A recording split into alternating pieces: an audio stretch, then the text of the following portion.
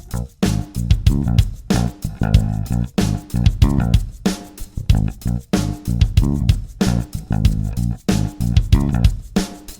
are nothing sacred. We are nothing sacred.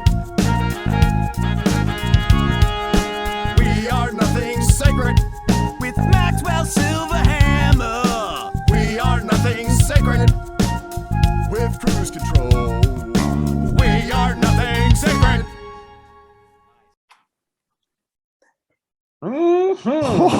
Oh yeah, bitches. Everybody needs a dog. Needs a dog, man. Hey, what's up, everybody? This is the Nothing Sacred Show. I am Cruise Control. Maxwell Silverhammer. And we have the lovely Koala with us this evening to talk shit about guide dogs and people who have them. Well, she heard our last show, or the show where we were going in on dogs, and she's coming to bring another perspective. But also, too, I wanted to kind of talk about proactive parents, for blind and visually impaired kids, too, because, all three of us had proactive ass parents. You know, we were fucking up in school. They were there. They were a part of it. Anyway, hey, welcome, Koala. Sorry, we kind of didn't. No, thank you. I was just rolling with it. I was introduced. That was all Max. That was not me. Blame him. Oh, okay. Run in my mouth. Blame him. It is. Let's see. This will be going up on the 8th of November, 2021, the year of the apocalypse. Yeah. So actually, it actually kind of relates to everything though, because the proactive parents and stuff also relates to how you take care and treat and your dog with discipline and stuff like that. So, because we're talking about we Max and I are not dog people, right? I'll just put it. I don't like dogs very much. I like dogs when they're not mine, and I'm just not a huge dog fan. I'm a cat person more than a dog person. Yeah, me too. I'm more of a cat guy too. Hey, you leave me alone. Hey, what's up, dude? You want to? All right, you're there. No, I don't want you either. All right, leave me alone. Okay, that kind of, But that doesn't mean I didn't respect. I don't respect. Understand how dogs can be useful for visually impaired and blind people. But let's start back here, because I want to start back when I was a kid. At camp or any other place, because you're around dogs all the time as a visually impaired person, just have dogs, and it's just the way it is. It was a big deal.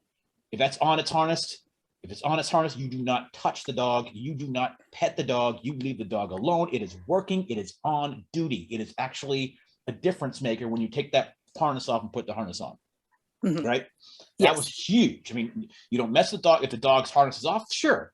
That's the whole point. That's the whole difference in how the dog is trained. It's trained to be your eyes when it's on that harness or whatever. I've noticed over the last 20, 30 years, I see people feeding their dogs fries. I saw somebody feed their dog a fry. Let's eat fries. I'm like, no, you don't feed your dog at the table when it's on a harness. That kind of stuff makes me mad. And because I see it, so many people with these dogs, let's start with that. Not only do you have to have a dog, you have to be able to discipline the dog. And have you noticed a huge difference? Because that's why I'm not big on dogs right now, because I just see I'd be a bad parent, a bad dog parent. I'd be that guy feeding them fries. You know what I mean? Well, you might not. And this is the thing. I actually was going to address that. So I like that you brought it up. So I'll come around to it a sort of a roundabout direction. One of the things I know had been mentioned last time was, that's a badly trained guide dog. Not necessarily.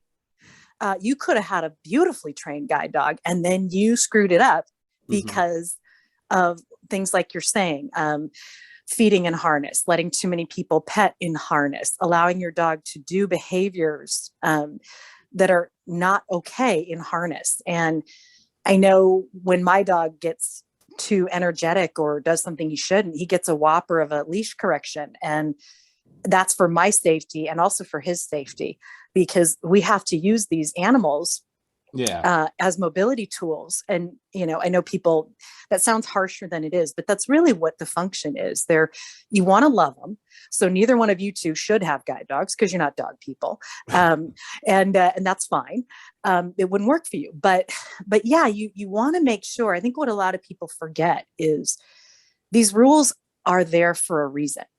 And I would say, not only are you seeing an influx in people doing what they shouldn't do, with the dogs in harness, some of that I would venture to say is coming from the training facilities that are concerned with public relations more than safety. Oh, And really? I'm not going to say they're concerned with it more than safety, but I would say they're walking a fine line on that. And, because I was told, my dog has a different collar. He's very spirited. So he has the old choke chain collars. There's a new one with the martingale is a nylon with a little choker. It looks gentler. And I was told that some of my corrections look a little bit more intense, and that might lead the public to a misconception. I really don't give a fuck about what the public's conception is if I'm walking across the boulevard. Yeah. You can stop and ask me if you have a concern. Absolutely. Talk to me about it. Call the school, for God's sake, if you need to. Like, hey, where did you, because some dogs may be abused or neglected. But what people don't realize is you might think it's fun and, oh, he's so sweet with this dog and everybody pets him and he gets his fries or his donut or whatever it is. And then he doesn't care and he sees somebody he knows and walks you, and you trip and fall. Exactly. Or somebody he knows is across the street diagonally, takes you straight out, doesn't see, because these are animals that happen to be skilled at tasks, but they're still animals. Yes. And if they go, holy shit, that's the guy that always feeds me the fries. Oh shit, I didn't see that car coming. We're dead. It's maddening. It's maddening to see because we've seen. Maybe it's because we've just had bad experiences. I think most of the people we knew that had guide dogs had shit all over the floor. Like we went and came home one time from we were hanging out one night and his dog shit all over the floor. Yeah, it was this friend of mine's dog that he had with him, and he just was not he was another person who shouldn't have had a dog, and he realized it later. But the dog shit all over the floor. It was nice, man. I think part of the problem with that, let me go on a little rant here, is that they're forcing blind people. A lot of people are forcing blind people to have dogs. Like, you need a dog. Like, even if they aren't that equipped for dogs, have for dogs, either because they don't have a affinity for dogs, or because they don't have the discipline to take care of a dog, because it's a responsibility. That's why parents a lot of times give their kids dogs when they grow up, is to learn how to take care of something else. Yeah. Like, you got to feed this dog every and when you got parents who don't do that with their kids regardless, because they're blind. So you're devoid of responsibility. And then you've got this thing, you need a dog. You're going to get a dog. You have to have a dog. What do you and then you got this combo, which is just disaster for a lot of people. Well, that's like a lot of these Bureau Services for the Blind that suggest specific assistive technology, like a flavor of the month thing. And then everybody needs an iPhone. Everybody, so they start pushing. And then for people like yourself, Koala, I'm going to call you G. What would you prefer? Koala, because I have, gotcha. I think because this is kind of a, gotcha. Because of what I said about the PR. Yeah, I got you. I understand. And that's the thing. It must be frustrating for you, because you are actually someone who actually takes care of your responsibility. Your dog is a partner. It's not, obviously it's a pet when its leash is off. I'm sure, it's a great companion, but the deal is that you have to be a bitch. It's your dog sometimes. Even when the leash is off or the harness is off, there are still behaviors that you really shouldn't tolerate. So you should never feed my dog human food. I can't stand when I see people feeding dogs human food, like fries and shit. Yeah. That pisses me off. It's not meant for fucking dogs, man. It's and terrible. I have a rule, it's not meant for humans at the time. He lays down if you're eating, and he's out of the kitchen. At my house, it's fine. He can lay down in the kitchen, but if we're having a family meal at my mom's or something, he goes in the living room or their computer room. He just knows. I just kind of walk and he'll go right in and he'll lay down. He'll stay there. I really got irritated with my father last year because there's a rule. And my dog was in the living room with my dad, sitting by my dad's chair. My dad's eating a bowl of cereal. My dog knows you lay down. You're not allowed to sit next to me in a chair with your head up, kind of getting in my lap, because not even begging, but you got to figure some dogs, you give them an inch, they'll take 2, then they'll take 3, then they'll take 4. This one, you give him an inch, he'll take a yard. It's like, oh, I got away with it once. Let's leap. He's kind of dumb that way. I mean, not dumb, but he's kind of like the over animated kid that's like, well, I tried that. Let's go full throttle. Opportunistic. He's waiting for that moment where he can push the boundaries. Well, the awesome thing is if he does make a mistake, right when. It's not like he's sneaky. He just doesn't have it in him. It's like, well, why'd you do that, asshole? Correct you. Yeah. Wow. Yeah. Well, that's so you have it. You're very like, you don't let people pet him when he's got a harness on, and I'm sure there's assholes that try, right? I really don't. There are a couple exceptions. With this one, I really don't like it because he is very energetic. He needs a firm hand. He loves people, and he has some distraction things that happen. So it's really important to keep him on task. And my last one, I would let people, because she really was kind of aloof. She was a bit of a princess, like a debutante, like, I will behave because I'm supposed to, and I will acknowledge that you're here. But she just wasn't really like, yay, everybody's great. But sometimes with children, I will, because I want them to have a good experience with animals. And also I'd like to talk to them and have the dialogue about what the dog does versus what their adult person, parent or guardian or whomever is with them says the dog does, because they're always wrong. I mean, not always, but usually they're wrong. Like, that dog helps her walk. Well, kids are very literal. So they're thinking, so wait, she can't put one foot in front of the other if the dog, and I've had kids ask me that. They say, wait, you're walking and you don't have your dog. They're thinking right that I need the dog to perform steps. Well, actually, people think that about the cane too, though. I've heard that with cane. Like, well, that doesn't help you walk. Yeah. And so it's not what I want the kid to go away with, because they'll think like that, where I say, well, my dog basically keeps me from running into things and tripping over curbs. He can help me find doors. He can help me find stairways. I can teach him to target things. And kind of segues a little bit into the other thing you guys were talking about, where you always hear about the World Trade Center guy and these amazing stories. They're almost kind of like Lassie and Timmy's in the well, and go get Timmy. Go Rennie. Yeah, it's really not what they do. But nobody's really interested in the fact that, hey, Koala jogged a mile to work twice as quickly as she could with her cane. That's a boring ass story. It might be a fun fact for people that are interested, but it's not breaking news. So you're never going to hear really about the real function of dogs unless you're really into the idea. Yeah. I can definitely see a lot of the misconceptions and stuff there. And of course, also they think, oh, well, the dog is trained.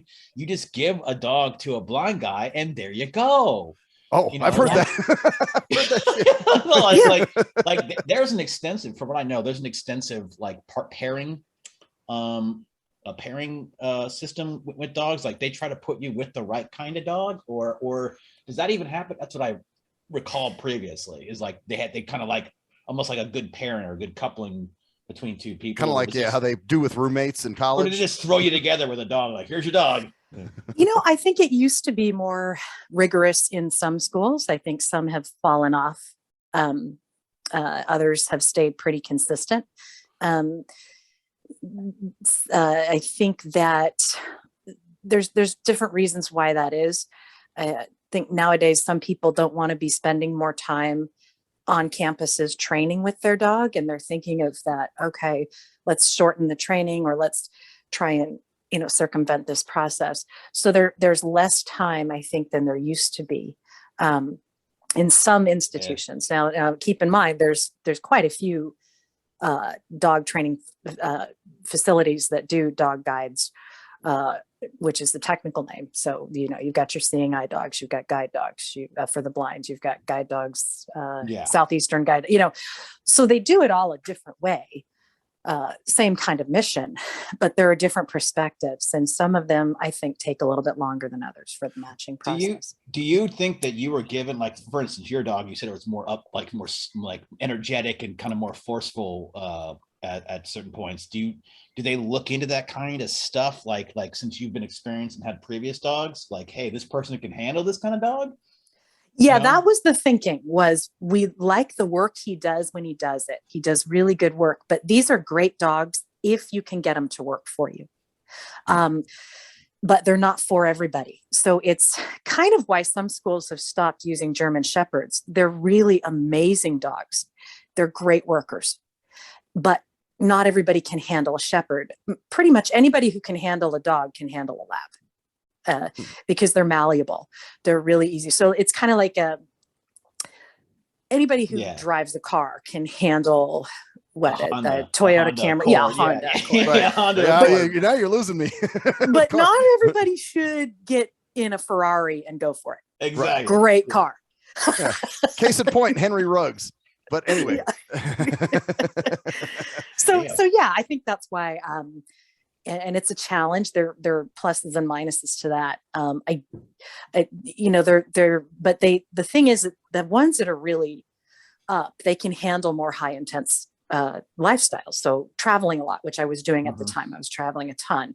So they get like overwhelmed with, oh, you're at another convention, you're at another seminar, I'm around another crowd of people. Because dogs can be introverts too. And trust me, if I'm around a crowd of people too long, I don't want to be. And so I melt down. So you can imagine an introverted dog is like, especially because dogs are so attuned to emotional states as well. So when they know you're stressed out or you're not happy about being somewhere, they can kind of feed off that too. Yeah. And then there's the travel. A lot of things are very intense and they're like, oh, but I like my normal routes and my this and that. So there's a lot that goes into the matching process. And sometimes it's wrong. Sometimes people get a dog and they have to bring them back. It's not working either because I'm not working with a dog at all. It's not for me. Or once they get out of the training, it just lapses into a shitty, like, hey, we're great in training. We're here. We're trained. Oh, me and the dog are great. Then they get home. It's like, hey, buddy, want some Doritos? Or their home environment changes. They're not in a safe. This is like a very safe blind zone, which to me was so foreign because I wasn't around blind people hardly at all as a kid. And through my high school years, there were moments where I was, but there weren't blind people where I was. And if they were mentally delayed or whatever the politically correct term is.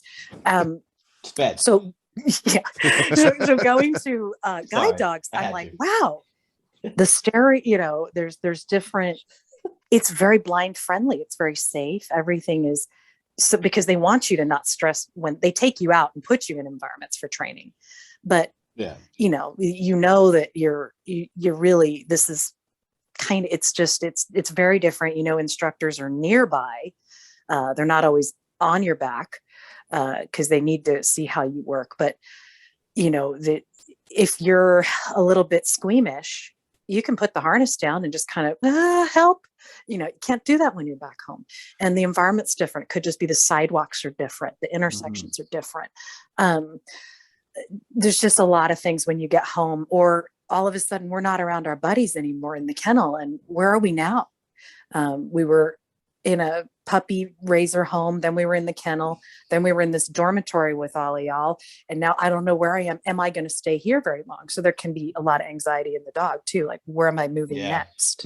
That's interesting. Well, you were talking about the facilities and how it's changed, I guess they used to make everybody wake up at a certain time and this is what you did, where now they're a little more, I guess they coddle them a little more. Talk about that a little bit. I don't know about all schools.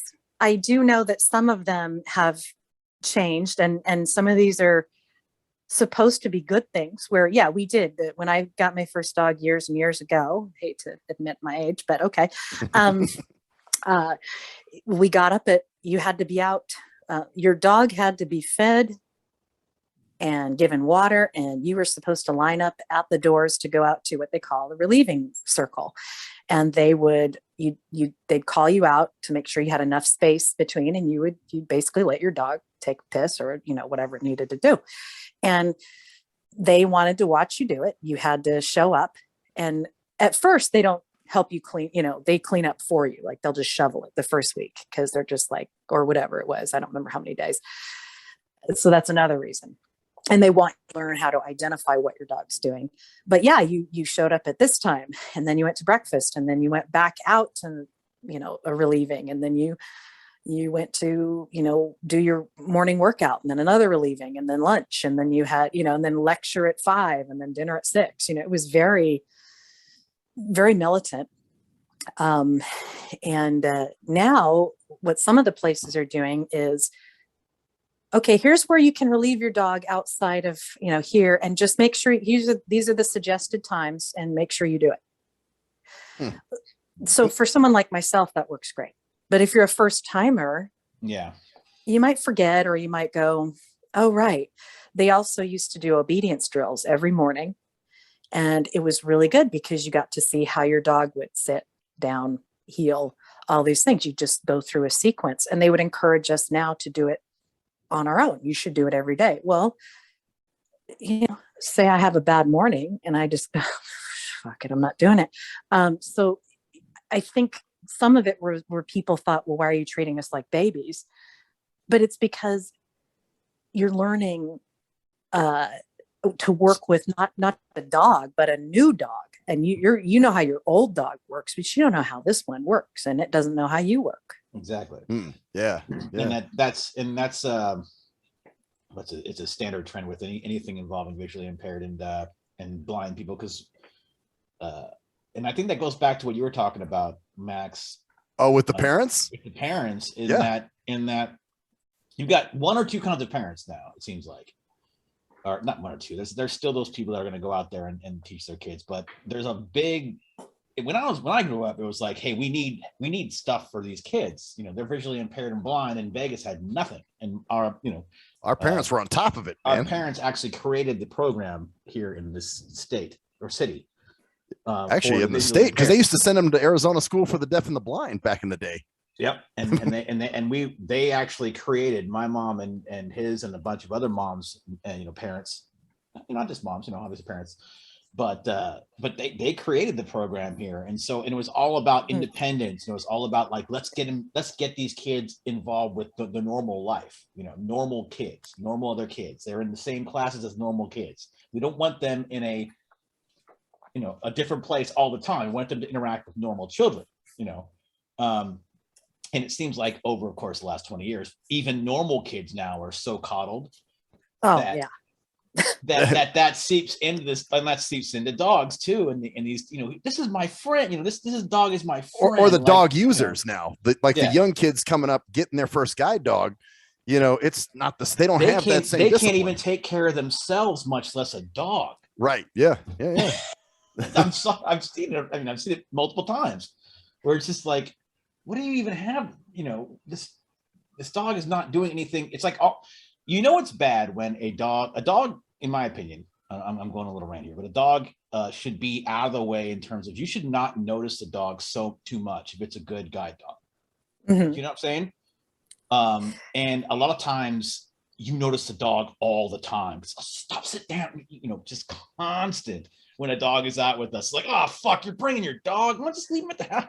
Yeah. No, I know somebody whose dog was actually very in the way, and I'm like, Jesus Christ, this is a guide dog. Fuck. Yeah. So how do you and maybe you see that more now too? Like, does that bug you because you see other dogs that act so shitty that people think your dog's gonna act the same way, and Yeah, and I think it also comes down to general behavior of the person. Yeah. Where. Yeah, it's their social skills that people need to have developed. And I was teaching or presenting at it was the area where there was a lot of dogs, and what I noticed when I would go in and out of the elevator is, as soon as that elevator would ding, these people would just charge right out with their dogs. Oh, now. Charge right in with their dogs, and right, not knowing that people were coming out of the elevator, right? And what you do, etiquette is, every once in a while, of course, I make a mistake. We all do, but with etiquette, you need to wait to see if someone's coming off the elevator.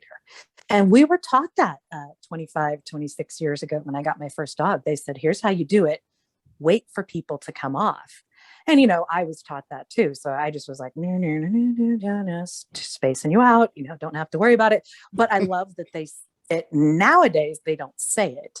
So you get a lot of assholes that are, they're giving blind people a bad name. I would go further than to say the dogs. I mean, people who are dog people, they love furry, fluffy things with tails. So they're more likely to say, oh, the blind person, right.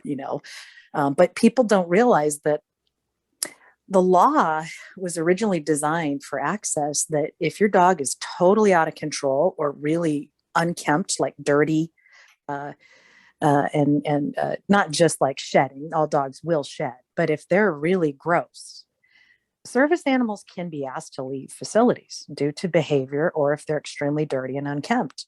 And that's not something that I'm cautious. I'm a little cautious in saying that because I don't want people to claiming, oh, the dog was dirty. I mean, you have to, it's right. But you see it, well, it's evident if the dog smells bad or just like you said, it's not. Or it's just like I said, if it's at a table, it's wagging its tail while it's in its harness, and you're sitting. No, it should not be doing that at the table. It should be down or sitting if it must. Well, sometimes there's not room to have it lay down perfectly well, and sometimes just due to the configuration of the restaurant, it's like, oh, there's no place for me to put him. I'm sorry, he's a little in the way, but he should never be just standing. If you're sitting at a table, that dog should be sitting at the least, laying down preferably. Wow. Yeah. See, that's and I've heard stories at like NFB conventions where people's dogs are just shitting all over the floor in the convention hall. My friend went to one a couple last year, and she said there were dogs everywhere, and a lot of them were like out of control. It's frustrating for you as someone who actually takes care of your dog, because you have to actually. It's the same thing as any other blindism or whatever. We have to fucking take the brunt of all the other dumbass blindos. Oh, of course. Right away, they make our image. I'm not sure how that works, but it's the most common denominator, man. People always do that. It's like, and then I think there's things they don't understand. Yeah, and then there's the idea that Max, when I asked you, why did you never get a dog? It was actually just genuine curiosity. I wasn't trying to put you should have one on it. Right. I'm kind of curious because people ask me a lot of times why people choose that, or they're surprised when people, oh, well, of course you're blind, you would have a dog. I'm like, well, actually a lower percentage, it's a minority of people that have dogs. And I still think it's a little higher than it should be based on some of the things we're talking about. But, one of the things that people have to understand is, okay, 3 of us are blind. And that may be the only thing we have in common. Yeah, that's totally true. And then people they'll try to link you guys up like, hey, he's blind, you're blind, Absolutely. We have no idea exactly. Completely different upbringings, completely different political views, philosophical views, whatever, genders. If you want to go down that route, whatever the hell, it's just that. But no, we're all just, and that's the funny thing about visually impairment. You guys ever notice, like, everyone thinks, okay, this is a visually impaired thing, not a blind thing, because blind is blind. You can't see. Yeah. But everyone thinks since I'm legally blind, I see like other legally blind. My vision is completely different than any other visually impaired guys. Some people have can't see peripherally. Some people have a big blurriness in the center of their vision. For me, my visual impairment is I am extremely nearsighted, just absolutely crazy nearsighted. But people go, what does that mean? Because there are some blind people who are extremely farsighted. They can see great nearby, but everything else is a fog outside of their, what I'm saying? Like, I guess my point is, like, it's just frustrating that we're all jumped into the same old thing. And that does relate to dogs, because you're blind, you have a dog, or you're blind, you wear glasses, or you're blind, you have a cane, or you're visually impaired, you do this, like I don't have a cane or glasses. I don't the funniest shit though was the time I was at a work-related event, and this guy comes up to me and he's like, hey brother, I'm so glad you're here today. My daughter's blind, and I'm like, okay. And he says, so what's the best guide dog to get? Now, keep in mind, I don't have a dog with me or anything. And I'm going, I wouldn't know, man. It's like a car. Like, should I get the 4-wheel drive or the 2-wheel drive dog? Yeah. Tell them to get a Maltese and see if they actually look that up. And How about a just, like, Chihuahua? The Chihuahua yeah. guide dog. A Chihuahua or like one of those little the rat dogs. What the fuck are they called? Dachshunds. Dachshund. Or, Yeah, there you go. Yeah. You know what's interesting? How all the guide dog types, like all the guide dog prototypes are like, there's German Shepherd, there's Labs, all types of Labs, Black Labs, Goldens, Golden Retrievers. Yeah, I think Goldens are guide So dogs too. They don't do that many Goldens though, do they? They don't. No, actually, they do. So it depends on the school. Once again, Goldens are. I got a soft spot. Labs are the most malleable. So if your goal is, I want to graduate a lot of teams, there's going to be predominantly Labs, and then Goldens. Seeing Eye Dog uses a lot of Shepherds still, because they have a very rigorous, a little bit more old school way of training. And so they are still wanting the people. When I did a interview with them, and I didn't go because of the time factor, but they said, you're going to have a longer wait list for what you're looking for, because most of our applicants are like you. So I thought that's interesting. Old school, maybe the old school, like, hey, this is the old school, because C&I has been around they're I think one of the first. That's the one. I think they were the first. That's the New Jersey one, isn't it? Yeah. Mm-hmm. Yeah. Oh, okay. Yeah, but a lot of why they picked the three breeds is the size, and then they're what we call double coated. So what it means is they've got a top coat and they've got an undercoat. So they shed those at different times of the year. But what it also does is it means that they can be very easy to go from climate to climate. So the same breed can winter, go summer, spring, fall. They can walk around, because obviously you have to walk around in climates. And you can be in Canada, and the same breed can be in Arizona. So, having that double coat means they can shed most of their other coat and not sunburn. So a boxer might be a great dog, but he's gonna not be in certain extreme climates. Or a collie might work in certain places, because border collies are really smart, but they're almost too smart though. They're very cunning, and they have to do specific, and they're herding dogs. So you don't really use a herding dog. You just have a bunch of blind people in the center of a being herded by a dog. Yeah, they'll just herd you around. Yeah, exactly. Which like might be kind of cool with some of the ones we're talking about. Let's get the they might need that. That's true. Move them over here, please. Dude, maybe you guys just came up with a solution. The socially awkward guide dog is the border collie. Well, maybe you guys just came up with the remedy for that kind of shit. Get give the it blindos in a little bit, a bleatard. You got like 7 border collies circling around with like 12 blind people in the middle of a fucking field. It'd be like the blind cool runnings, man.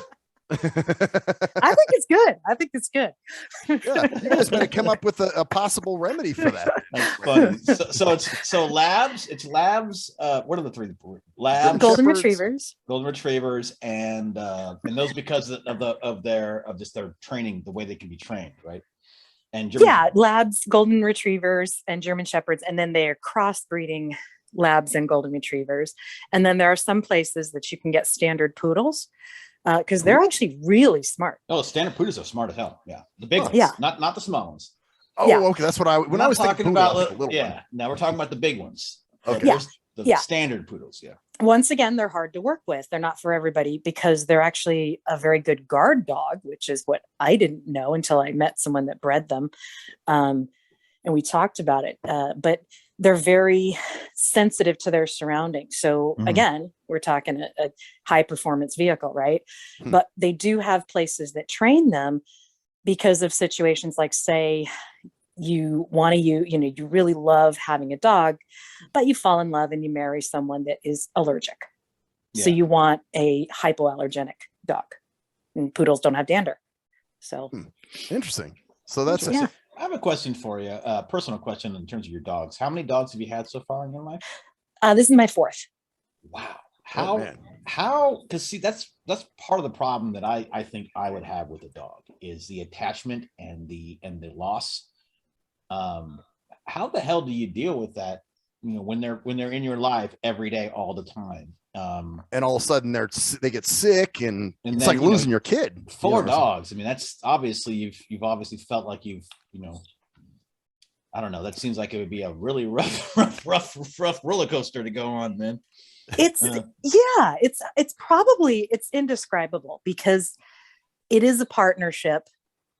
And you depend on each other. I mean, I know I talked about like, you're depending on the dog for safety. You are, but they're also depending on you for food, shelter, and in many cases, safety. Like, oh, please don't take me into that hazardous situation I'm gonna have to navigate your ass out of,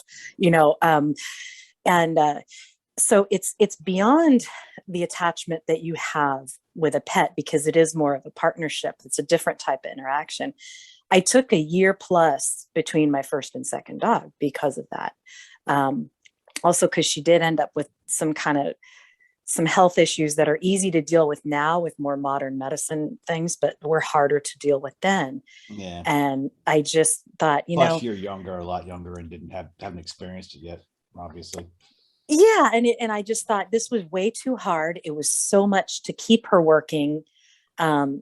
She ended up, getting treated, but she went to her puppy raisers, and that was a happy ending for everybody. But I thought, what did it for me was I like the way I move with a dog, and I didn't like walking with a cane. It's not for me. I don't want to have to check obstacles, find the best way around them, and then get back on course. I just want to, let's just do it. Right. And I kind of tend to go at a walk jog speed when I'm out on the street. It's different if I'm not familiar, confident. It's so funny how that's completely opposite with Max here. That's how I feel. Yeah, I feel like a dog would be. Oh God, So it just goes to show the difference, and yeah, exactly. You're individual people. So stop fucking putting this damn label on everybody. You need a dog. Right. Exactly. Yeah. And some of it was growing up where I did. We didn't have even sidewalks out where I lived. So a lot of times if we wanted to jet down to the neighbor's house, I was very used to, I still say sighted guide. So if you want to say human guide, that's fine, but I just can't break the habit. So I could if I cared, but I don't. So it's, I was used to trusting, and, I was used to trusting my human. Keep going. Yeah. Well, it depends on who the sighted guide is too. Most people are pretty good. And I like getting sighted guided if I have to in a strange place. But other than that, yeah, I prefer to have the cane, and if I want to go somewhere, it's ready. So yeah, no, I like the using the cane. That's just me. No, I guess that's the point. That's the point is that that should be evaluated. It shouldn't be, because people like Max should not have. I think honestly, I'm gonna say, I think if you did have a dog, Max, I think you would be extraordinarily disciplined with the dog. I think it'd be no nonsense. Like, you're the fucking dog. You would sit. Yeah. I don't know, man. I think I'd be that Fry guy that you guys were talking about. I don't think you would. I think I don't. You really? You think you'd be the Fry guy? I think so, because, one day I was talking to Koala about when I had Ticket, and and she was like, "Oh yeah, when I had a cat, she would always try to get on the bed and I was like, oh fuck, Ticket was on everything. She was climb on the table and climb on everything. I'm like, there was nothing that was off limits to her. So I think I would be a very I don't think so, because I think you treat the dog, because the dog is getting you around. I think you'd have probably like an adversarial relationship with your dog. Really? Well, and then it wouldn't work for you. Then it wouldn't work for you. Yeah. So those are both extremes. So think about it like this, like, think of it like you're an employer, right? If you're too lenient on your dog, and the dog learns there's no responsibility, say your boss doesn't give a shit what you do, you're getting paid either way. Right. Eventually, even if you like your job, you're going to be like, why am I don't have to do the shit I don't like doing. Woo-hoo, I'm getting my paycheck. Let's say you work for an absolute dickhead who, no matter what you do, it's like, just at you all the time. You're going to stop working because you're like, look, I'm going somewhere else. And then that happens too. People can overdo it with how they work their dogs. So, you want to have that fine line there. Yeah. Like just over discipline. Yeah. Yeah. I can see that. Yeah. Or like never let him out of harness, never, he's at work, he's on, at Well, tie down all day and harness. Let's be honest. There are people that treat their friends and family like that. So why wouldn't they treat their dogs like that? If they that's true. I guarantee you there are a bunch of blindos who have dick issues or whatever the fuck, or tit issue, whatever the hell you want to, female, insecurity issues, who go, oh my God, I have this being here that I can control all the fucking time. So when I'm feeling insecure, I take it out on the dog or something. We're like, Mom, you didn't get frozen waffles. It's like, well, go to the fucking store and get some. Don't badger your mom. Yeah, you're absolutely right. You know what I'm saying? Like, these people, like, oh, I'm going to be so great in my little classes here on this plate. I'm going to show how much I love the dog. But when you get home, you are going to do whatever the fuck I want you to, because I have, you know what I'm saying? Yeah. Because people do that to people, they're like, they treat people like narcissists are everywhere. That's true. That's true. They're going to treat people like that, blind people can't be narcissists. No. Oh no. Blind people are Stevie Wonder, who fucked so many women, or whatever the hell, or whatever. Ray Charles, who's everybody loves Ray Charles. He's doing heroin and beating his wife, or whatever the hell he's doing. Yeah. Well, there's another stereotype. Oh, blind people could never be abusive, or I knew a guy that was actually very abusive to his girlfriend. It was a blind dude. Yeah, or their dogs, their animals. Why wouldn't they? Yeah, absolutely. It's probably a I don't know how many dogs, because it seems like dogs are getting less. Are they less common, or are they still? I think they're maybe the iPads are taking the place of the dogs or something like that. I think they're more common. I think eventually it may change. I think one big problem we have is that people have abused the service animal system. And I never rant on Facebook, but it's one of the only rants I ever did, was where people were joking about that peacock on the plane. And I was like, you know what? I don't think you understand. I love my dogs. I'm grateful for them. I would prefer not to have to require the use of my dog. And so it's not a toy. It's not like I'm all excited to take my dog to the store, and people start abusing the service animal thing. So people like myself, it's very distracting for our dogs. Our dogs get a bad reputation. Yeah. It becomes more complicated. It never used to be, to travel with your dog. And what people don't need to know is your dog doesn't want to go to Macy's with you. It really does. Mine doesn't want to go to Macy's. He wants to just go and work, but he may not want to go to that store and be like, hey, yeah, Mom took me to Safeway, or whatever. Yeah. Like, I'm all excited to be in the produce section. They don't want to go. Do you feel, are you talking like a lot of times about the therapy dogs and all that kind of shit? I wanted to get into that too, because I had a friend who went in, I think I told you the story, where she got all YouTube on the guy. It blurs the line between an actual utility dog that's actually doing something for you and a dog that's there for in your purse or some shit. Yeah. Or some, has that. Yeah. Sorry, go ahead, Max. No. Go. Yeah.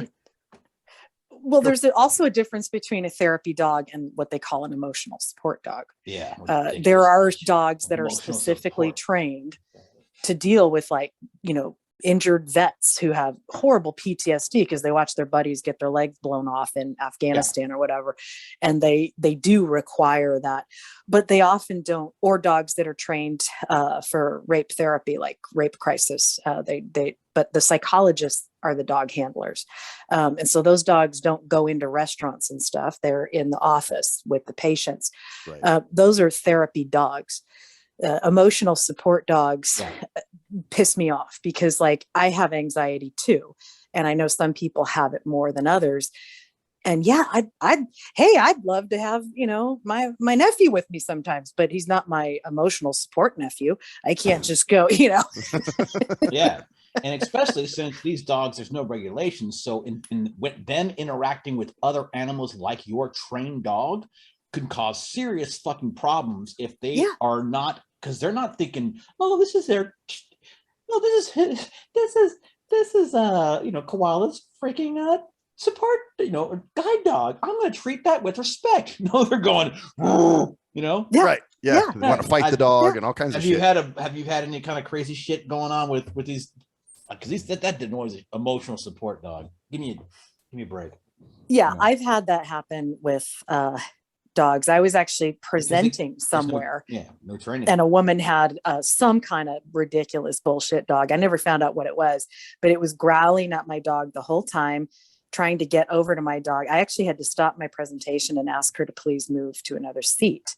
Oh, God. And she was very upset. And I said, well, I have to be up here at the pulpit, and your dog is being really disruptive. And I just was like, look, at this point, you can either ask me to leave or I can ask her to move or leave. And that's not going to help your dog, because your dog's going to sense that, and it's going to be a dog and not go, well, I'm here helping my own. It's going to go, what the fuck? Right? Right. Well, he handled it. He was just more like upset, it was it was disruptive to my presentation. He was fine. He was like, I don't want anything to do with this dog. He's very much like, he doesn't realize how big he is. So he's not going to react. My first one would have reacted. Which would have been probably good for the dog. She might have, given a little chomp. Well, what's the rule? Like if the business owner says, well, can you present me with paperwork to show me what this dog does for you? I've seen people actually go, I don't have to show you paperwork. By law, it's an ADA violation. What is the true fucking law in that? They can ask what your dog does for you. Okay. And you can say what it does. And they can ask to see IDs. Emotional support dogs are not covered by ADA. So that's a thing. And that's a thing that a lot of people don't know. Yeah. Dogs have to meet a specific requirement of training, and you have to prove that you require the dog so that, you get that specific kind of dog. That's covered by, so guide dogs, hearing dogs, diabetes dogs, all those. My concern is that they're going to lump all this together, like emotional support dogs are the same as guide dogs, like they're in the same class, and it's not even remotely close to what this. No, hell no. One actually has a use. Well, they tried doing that with transportation because it became such a problem after, like incidents like the peacock. There was a bill introduced into the Senate to basically create all of these really strict regulations for taking your service dog on a plane, which were very unjust. So we would have had to, it would have meant, what it would mean is no last minute trips, because you had to have within 48 hours visit to the vet with signed paperwork, blah, blah, blah. Like it was really, so say, which looks great on paper. Well, you should be able to do that before your trip. Well, what if your uncle dies? You got to go to the funeral and you got to fly out. Now I've got to board my dog or find someone to babysit. And then I'm without my dog, which I require. Right. So fortunately that was tapped down. We still do have to jump through more hoops than we have to. We have to fill out paperwork. Nobody's ever asked me for it, but I always fill it out because then I'll just get that one officious dick who will ask for it, and then I can't get on the plane. Right. So you do have to present some kind of paperwork or ID or something then, right? Just explaining what the dog does or why you have that dog. You don't have, you have to just have when you get on planes now, you should have it's a template. I just have a bunch of them filled out now. And I just printed it out. It has, when's your last date of vaccine, blah, blah, blah. Like I say, I've never been asked for it, but I always have one. And then I carry an identification card. It has my picture with the dog and the date of graduation. And then a copy of the ADA laws for the state of California. That's and then scary, national. Actually. If you don't actually need that kind of information, or if you don't need a lot of screening material when you get on a plane with a freaking animal with teeth and well, that's the thing. It sounds like it's recommended, I guess, that you bring that stuff with you, right? Like you're not always going to get somebody to ask, Yeah, like a business owner could ask to see that, and they would be within their rights to do so. I mean, obviously, you can see my eyes don't focus, and I've got a big harness on a dog that says the name of the facility where my dog is from. Right. And I don't think, you could have someone who really wanted to go that far to take their dog on board, but it's doubtful. Yeah. But you could have like the ninja killer dogs on the flight. Oh man. And they could put them all in. Like they could have maybe a talking about like Cujo on the airplane? Yeah, dude. Like once they get on the plane, they go and it just 10 freaking German shepherds just attack everyone on the plane. And oh, dude, then they could fly the plane and crash it, right? Right. Yeah. I think the Taliban are working on that. I think they got Oh, man. they got a thing going. But It's the K9 band, is what it is. Yeah, exactly. It's called K911. K911. Yeah. That's funny. Okay. Well, let's talk also too about, because I hear stories about a lot of Uber drivers when they see, and you can even tell that one story that happened with you, where the guy wanted you to put the dog in the trunk. What? Yeah, and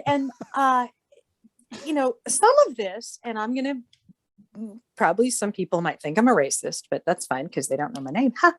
Anyway, there are certain cultures, particularly in not You're screwed, Darlene. Yeah. Oh God, he did it. Yes, I'm Darlene. But in a lot of Muslim cultures, A lot of Dune coons. Gotcha. They think in their cultures, dogs are dirty animals.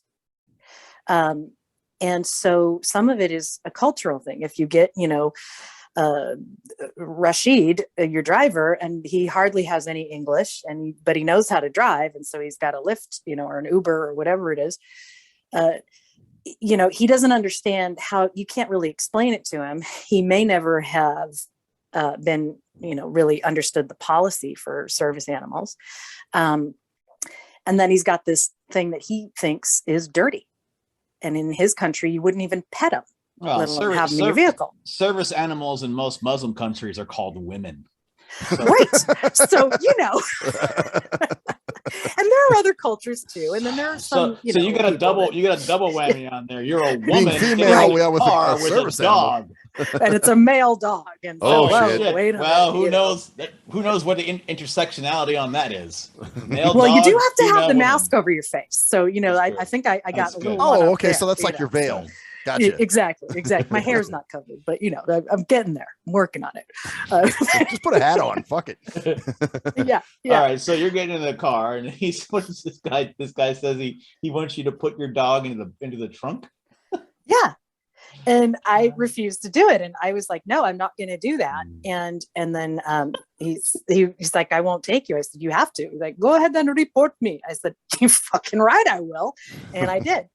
And wow.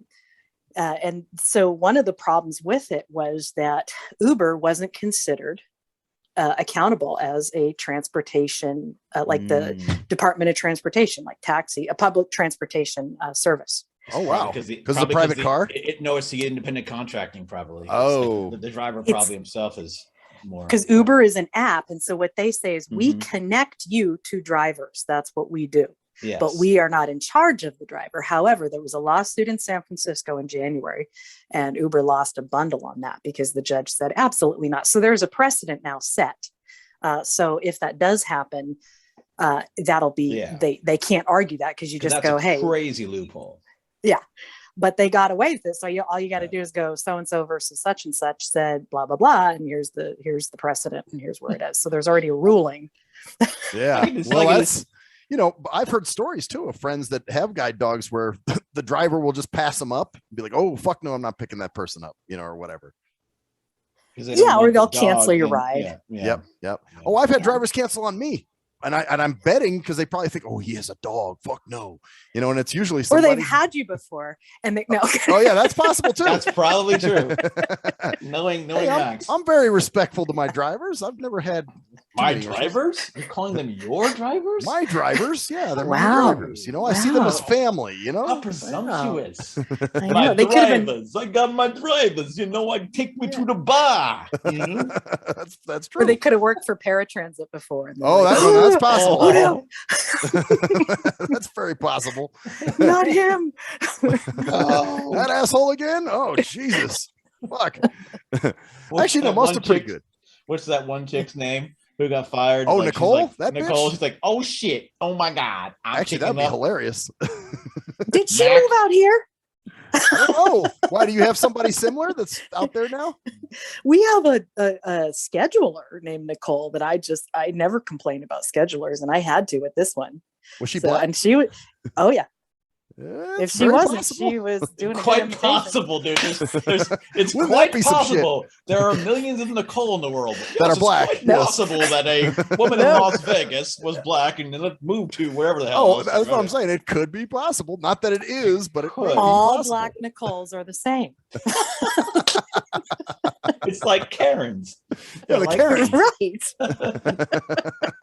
Oh man. Okay, so we're gonna get ourselves in trouble here, but it's been Yeah, an yeah. awesome hour. Thank you so much for joining us. It's really interesting Very, to hear. Enlightening. Yeah. Because like I Yeah. said, I'm different. I'm visually impaired. I'm not blind. There is a different kids. There's a difference. Yes. So I can't Make that distinction, You know. have to, but even between you guys are polar opposites. Max, he has his cane. That's his tool. You have dogs. You've been doing, and I think it's interesting that no one's. I mean, do you really see people going, "Yo, you need a cane, bro"? Like, Yep. I think they need to lay off on I think you're right about that. They need to lay off on blind people getting dogs because it has to be a specific type of person to be able to handle a dog as a tool, and not just as a dog. Like, hey, it's my friend Bobo, my doggy. Oh, shit. I've seen dogs run off the paratransit bus. The driver opened the door and boom, that dog bolts. So Wow. like, whoa. What? Yeah. Oh, yeah. There was one time I remember Jeez. this guy. He's his dog was named Tucson, and the bus pulls up to pick me up. Funny enough, and as soon as the driver opened the door, boom, that dog just bolted. And this poor fucking driver is the one who has to chase this goddamn dog and bring him back on the bus because the blindo that had him couldn't do that. Yeah. I mean, hold on to the leash, buddy. Like, what the? I mean, it's ridiculous. That's ridiculous. Yeah. That really is. Or And like that I guy said, shouldn't have had a dog. Man. feeding French fries to dogs. By the way, everyone, I want to tell you something very simple. Do not feed your dog human food. Ever. No. Ever. No. Ever. That's No. abuse. That is animal abuse, in my opinion. Do not feed your dogs human food. There you go. Or There like you go. those, That's my public announcement today. I'm not an animal person. I am not a dog person, but I damn well know. Do not feed your dog fries, McDonald's. Disgusting. Don't. how about No. the messy fucker that's like, well, I drop shit on the floor, the dog will get it. I don't have to vacuum it. Well, it's their stomachs aren't equipped to digest all the crap we've gotten used to, first of all. Oh yeah. And The amount of sodium and shit it's disgusting. Yeah, think about that for a dog. That's a small dog. The amount of sodium you're giving a dog. How do you not? No, just don't do it.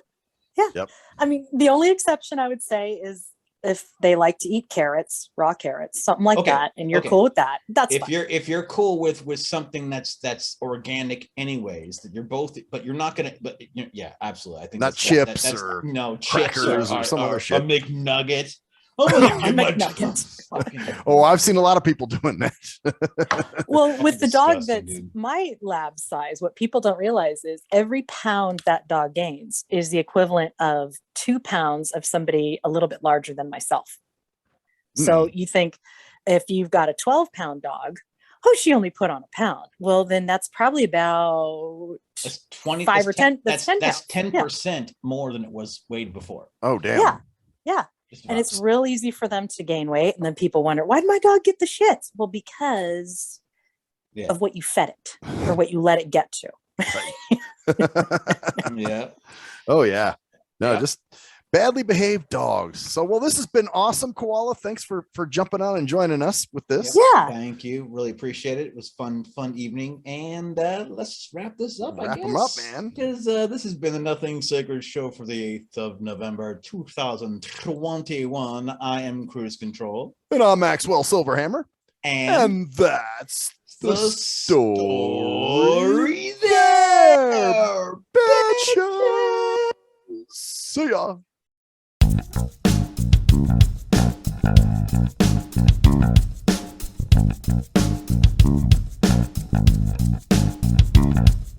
We are nothing sacred.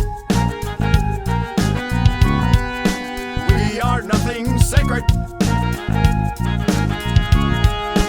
We are nothing sacred with Matt. silver hammer. We are nothing sacred.